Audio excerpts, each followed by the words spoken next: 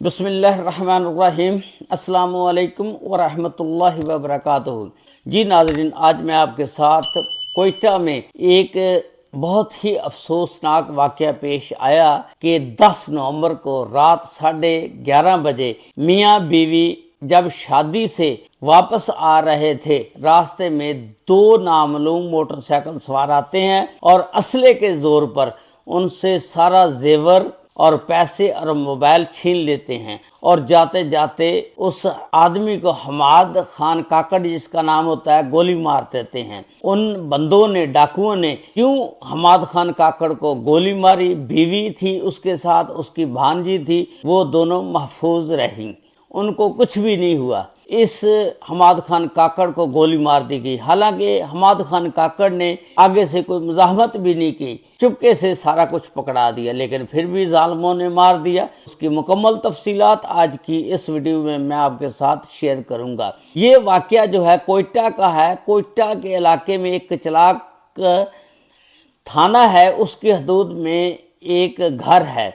उस घर के सरबराह का नाम है हसन खान काकड़। हसन खान काकड़ के 2 बेटे हैं, एक जरक खान काकड़ जो शादीशुदा है और दूसरा हमाद खान काकड़ जो अभी शादी के काबिल हुआ है और उसकी शादी के चक्कर में घर वाले पड़ गए कि इसकी शादी कर दें। ये शादी के लिए रिश्ता ढूंढते हैं। इनको एक लड़की मिलती है आयशा नामी। उस लड़की से हमाद खान काकड़ का रिश्ता तय कर दिया जाता है और फिर शादी कर दी जाती है।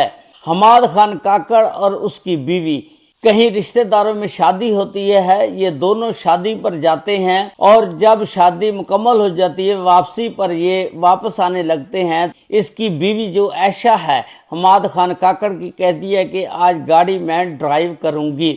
अब ये बातें चल रही थी कि हमाद खान की बहन पीछे से आ जाती है। वो कहती है कि भाई ये बेटी इस्मा को भी साथ ले जाओ, हमारे पास जगह नहीं है। वो 4 साल की बेटी होती है। हमाद खान अपनी भांजी को पकड़ता है, इस्मा को पिछली वाली सीट पर बिठा देते हैं और खुद ड्राइवर वाली सीट के आगे बैठ जाते हैं। आयशा गाड़ी ड्राइव करती है, हमाद खान आगे बैठ जाता है। रास्ते में जाते जाते जब जमीलाबाद क्रॉस रोड आता है, वहाँ पर 2 नामालूम अफराद आते हैं, मोटरसाइकिल पर उनकी गाड़ी को रोकते हैं और असले के जोर पर जेवरात, नकदी और उनके मोबाइल फ़ोन सारा कुछ छीन लेते हैं और जाते वक्त हमाद खान काकड़ को गोली मार देते हैं। वो जब गोली लगती है तो वो मौका पर मर जाते हैं। आयशा जो होती है वो रोना शुरू कर देती है, चीखो पुकार कर देती है। उसकी चीखो पुकार की आवाज़ सुनकर लोग जमा हो जाते हैं और लोग पूछते हैं कि क्या हुआ क्या हुआ। उसने बताया कि 2 आदमी आए थे जो इसको मारकर भाग गए हैं। आयशा ने वहाँ किसी से मोबाइल लिया, घर वालों को इतला दी और वहीं से 15 पर कॉल कर दी। थाना कचलाक की पुलिस जो है वहाँ पर मौके पर पहुँच जाती है और हमाद खान काकड़ की लाश को पोस्टमार्टम के लिए अस्पताल पहुँचा दिया जाता है। उसके बाद फिर इसकी तहकीकात का आगाज़ होता है। सबसे पहले पुलिस जो है वो आयशा खान से सवाल करती है कि आपने पहले भी कभी ड्राइवरी की है या नहीं। उसने कहा कि मैं पहले शादी से ड्राइवरी करती थी, अब नहीं करती हूँ, लेकिन आज मैंने ड्राइवरी की और मैं अगली सीट पर बैठकर ड्राइवरी करने लग गई। और पुलिस ने फिर पूछा कि आपने पहले कभी इतना जेवर पहना है? उसने कहा कि मैंने कभी पहले इतना जेवर नहीं पहना, आज इसलिए पहना है कि मैं शादी पर गई हुई थी। फिर पुलिस वालों ने हमाद खान के घर वालों से पूछा कि इसने पहले कभी ड्राइव की है गाड़ी? वो कहने लगे कि हमने तो इसको कभी ड्राइविंग करते नहीं देखा, आज पहली दफ़ा देखा है। फिर पुलिस ने पूछा कि आया ये पहले भी इतना जेवर शादियों पर पाकर जाती थी? घर वालों ने कहा पहले कभी भी इतना जेवर ये पहले जो भी शादियां आती थी नहीं जाती थी, आज पहले दिन सारा इसने जेवर पहना। पुलिस का शक जो था वो मुकम्मल हो गया। अब एक FIR दर्ज होती है उस कचलाक थाने में, जिसका मुद्दई बनता है जरक खान काकड़, उसका बड़ा भाई। और पुलिस जो है उसकी حماد خان کاکڑ کی بیوی عائشہ کو پکڑ لیتی ہے اور تھانے بلا لیتی ہے. بس پھر اس کا سافٹ ویئر اپ ڈیٹ کرتی ہے. پھر وہ طوطے کی طرح پھر پھر بولنے لگ جاتی ہے. وہ کہتی ہے کہ شادی سے پہلے میں بابر نامی آدمی سے پیار کرتی تھی، محبت کرتی تھی، لیکن وہ تعلیم کی وجہ سے کوئٹہ سے اسلام آباد اپنی ڈگری مکمل کرنے کے لیے چلا گیا، جس کی وجہ سے یہ سارا نظام درہم برہم ہو گیا.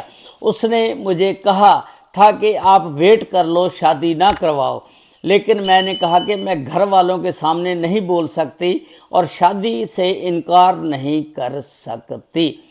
اس طرح جب یہ سارا کچھ عائشہ نے بتایا، پھر بابر کو پولیس نے پکڑ لیا. بابر کو جب پکڑ کر لاتی ہے پولیس، پھر بابر سے تفتیش کرتی ہے پولیس.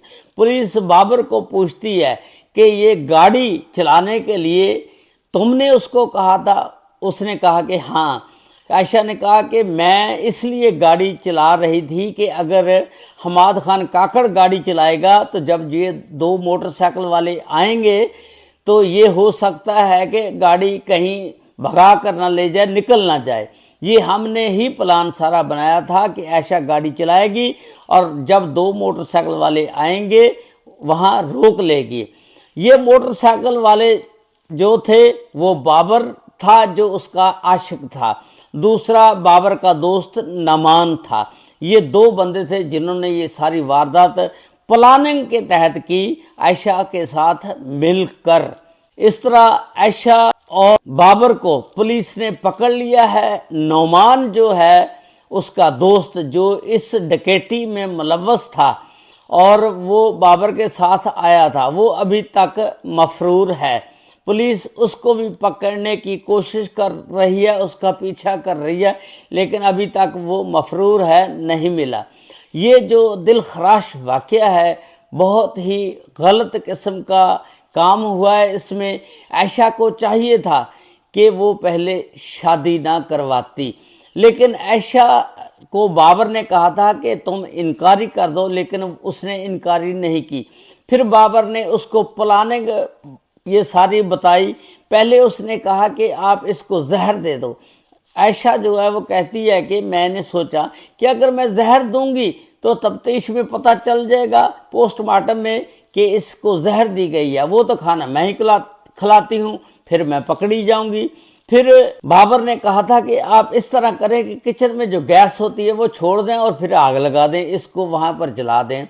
بابر نے یہ ساری باتیں عائشہ کو کہی. عائشہ پھر کہنے لگی کہ جب گیس چلتی ہوگی کچن میں میں آگ لگاؤں گی تو خود بھی مر جاؤں گی. یہ بھی کام نہ کیا. پھر ہم نے یہ ڈرامہ رچایا، موٹر سائیکل ڈکیٹی کا رنگ دیا اور زیور بھی سارا چھین لیا. جاتے وقت اس کو گولی مار دی گئی، اور گولی اس کو اس لیے ماری کہ یہ عائشہ جو ہے بیوہ ہو جائے گی، بیوہ ہونے کے بعد میں اس کے ساتھ نکاح کر سکتا ہوں آسانی سے، پھر کوئی رکاوٹ نہیں آئے گی.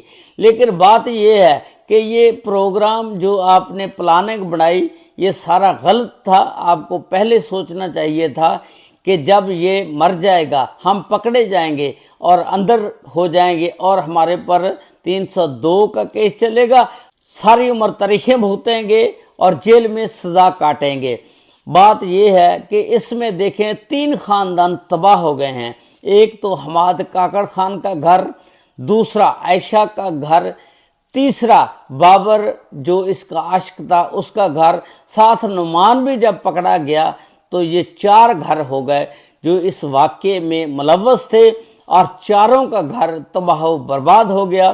اللہ تعالیٰ اس طرح کے واقعات سے بچائے اور ایسی عورتوں کو بھی اللہ تعالیٰ سمجھ عطا فرمائے کہ شادی کے بعد ایسے کام غلط قسم کے نہ کریں، اپنے شوہر کی عزت کا خیال کریں.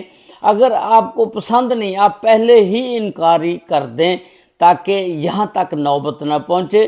اگر آپ پہلے ہی انکاری کر دیتی تو کیا ہوتا، گھر والے آپ کو مار دیتے نا، ایک ہی مرتا نا. یہ حماد خان کاکڑ جو غریب کا بال بیچ میں مارا گیا ہے یہ تو بچ جاتا نا. اللہ تعالیٰ اس طرح کے واقعات سے محفوظ فرمائے. اللہ تعالیٰ سب کو اپنے حفظ و ایمان میں رکھے. السلام علیکم ورحمۃ اللہ وبرکاتہ.